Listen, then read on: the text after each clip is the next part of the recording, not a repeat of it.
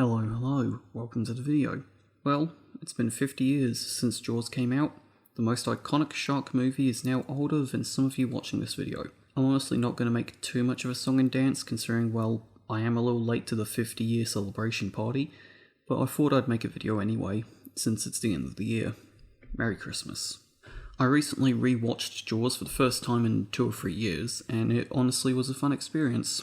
I remember watching Jaws before they announced the release of Jurassic World, meaning I was probably around 8 or 9 at the time. One childhood memory of mine is when Jaws was once aired on free-to-air TV, and I remember watching the scene where Matt Hooper and Martin Brody examine the tiger shark shortly before it cut to advertisements. I also recall watching the scene where them and Quint are out at sea trying to hunt the shark, and one late night starts singing together just before the shark attacks Quint's boat. Honestly, I did get a sense of nostalgia watching Jaws again. It felt refreshing to watch Jaws again. I have read the novel the film is based on, written by Peter Benchley, but I personally prefer the movie more. We get a good amount of fun and serious interactions between the 3 main characters, Martin Brody, Matt Hooper, and Quint. Quint is a war hero who lives primarily to hunt sharks, seemingly because of the trauma of being one of the only survivors of the USS Indianapolis sinking. Matt is a shark scientist who was called in to examine the body of the first victim the shark claims, but later finds himself having to help kill the shark. And Martin is the police chief of Amity Island, the fictional island the film takes place on, and has a slight fear of water, but carries out his duty to protect Amity's inhabitants by helping to kill the shark. All 3 interact well with each other, and we get some comedic moments of interactions between the 3 in the latter half of the movie when they try to kill the shark. We also do get some serious moments, and we see the strengths and weaknesses of the 3 throughout the film. Quint thinks of Hooper as nothing but some fancy college kid. Brody, given his avoidance to water, is often shown not being the most competent sailor, and Hooper has some resentment towards Quint for his quote-unquote working-class hero crap. Brody, however, wants to protect people from the shark, and given it nearly got one of his kids, him hunting the shark is made personal in that regard. Hooper and Quint also do end up getting along for at least a little bit, since we see them sharing stories of scars on their bodies inflicted by marine life. Quint also gives in out of desperation and allows them to try Hooper's methods to kill the shark, given Quint's traditional shark hunting methods failed to kill it. Overall, despite his incompetency at sea, Brody's the one who comes out as the last man standing and kills the shark by blowing it up.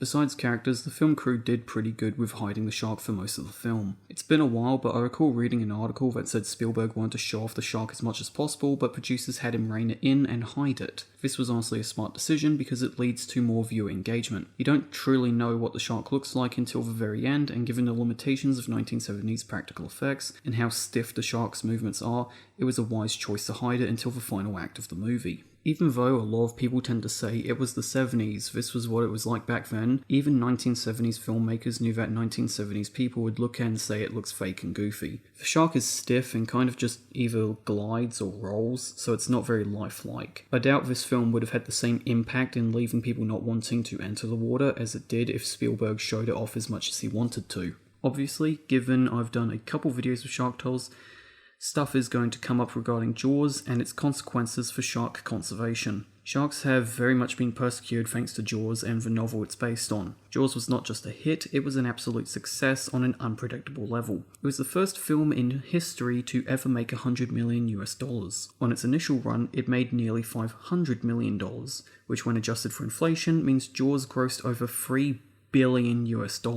Even when you take this into account being adjusted for inflation, $3 billion US is the type of money a lot of people would kill for. Given how much of a success this movie was, obviously it would have a large influence. This would include a lot of people having fear of and wanting to kill sharks, primarily larger species such as great whites and tigers that are most often seen as killers. I'm personally not going to talk too in depth about the whole sharks aren't monsters stuff, since a lot of people already have, and I don't want to blindly spew out the same stuff everyone else has already said. I'm not saying this because I don't care about shark conservation. I do care. It's just that a lot of channels have already talked about this stuff a lot better than I can at this moment, so I'd recommend you watch those videos instead. However, just to quickly comment, I personally don't see sharks as just monsters or as just cute little puppy dogs. Yes, sharks do not kill as many humans as you'd think, and sharks that do attack are not the blind killers we see in Jaws and its sequels. But no, they aren't cute little kittens either. These are still animals that can be unpredictable in their behaviour no matter the situation. A shark as large as a great white could easily rip off a limb. It's best to treat them the same way you'd treat land animals. It's not guaranteed it will attack, but it's not certain it will not attack either. It's more of a luck of the dice. It's like meeting new people for the first time. Said person could either be a very nice, kind and mature person, or they could have a personality where you think they are direct spawns of Satan himself. I'd highly recommend to anyone watching this video to watch some videos on shark behaviour. If you go in waters known to have sharks that are considered as dangerous to humans, make sure to have equipment that can deter them. Not all shark species are dangerous. There is over 500 species documented, and some of these species are tiny and harmless to humans, while others are like the previously mentioned tiger and great white sharks. Really, you should only worry about the larger species, but even then, there's large sharks that are harmless, such as basking and whale sharks. Only a small amount of shark species have attacked people and have done it multiple times, so it really depends on the species you're talking about. Overall, I don't think I really need to drag this video out to 2,000 or more words to say that Jaws is a great film, but its influence on the public's view on sharks has wrecked the film's reputation. There's been rumours that have popped up over the years of another Jaws film in the works, but I honestly don't think a modern remake or sequel would be possible. The last major shark films I can think of, that being the Meg series and Under Paris, were not really that great.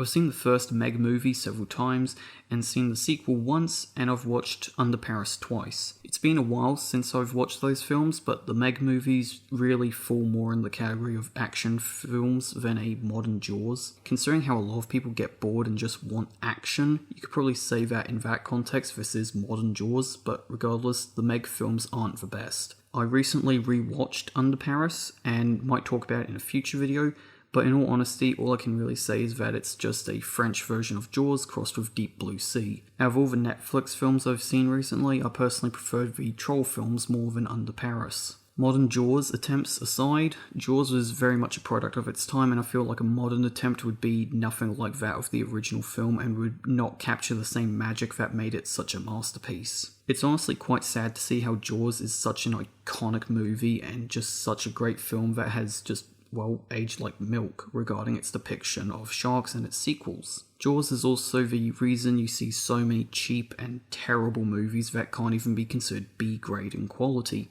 They're just terrible, disposable garbage that's honestly not worth talking about. I really like Jaws as a movie, but I do feel saddened seeing the legacy this film has left in its wake as times have changed. But overall, that's really all that can be said, and a lot of other channels have said the same thing.